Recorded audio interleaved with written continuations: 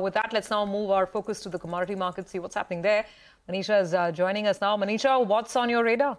Well, I'm looking at the metal prices, and the last week or 10 days have been good for metals. Today, can't say the same about the sector because there is a bit of a decline as the US dollar index has surged back up yet again at 5-month highs. We're nudging that 105 mark there. And the markets also are reacting to the China trade data that came in today in the morning. While the surplus has been the smallest in last 3 months, it really is about the export and import number that the street is looking at. So when you look at the China exports, we're looking at 8.8% of a contraction on a year-on-year basis. But this is much lesser than 9.2% that the street was estimating. The Chinese import numbers as well has seen a decline, and this is a decline for 8th straight month. 7.3% of a contraction. Street was anticipating 9%. So in that sense, the numbers aren't so bad, really.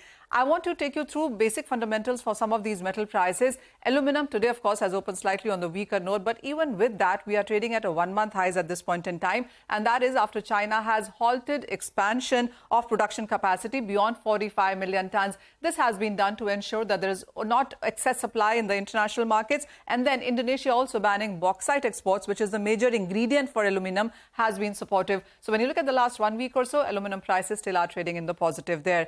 Iron ore, let's talk about that one, and that has seen a phenomenal run-up. 4-month highs at around $117 a ton. I mean, for iron ore, most banks and brokerages kept telling us that 100 is going to be a resistance, but a very strong run-up, and that is because the steel demand, steel output in China has been on the positive side. The higher steel output also has taken the nickel prices to nearly 1-month highs. Apart from that, here as well, it has been about tight supplies in Indonesia. It also has to do with delayed quota system or allocations that Indonesia is looking at, and that has been supportive. Also, demand from steelmakers being on the positive side has taken prices higher.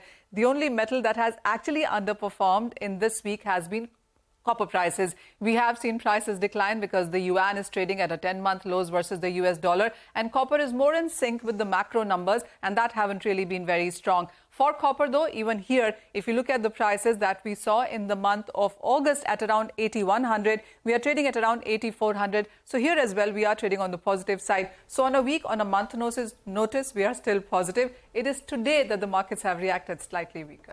All right. Thanks a lot, Manisha, for that. Well, let's do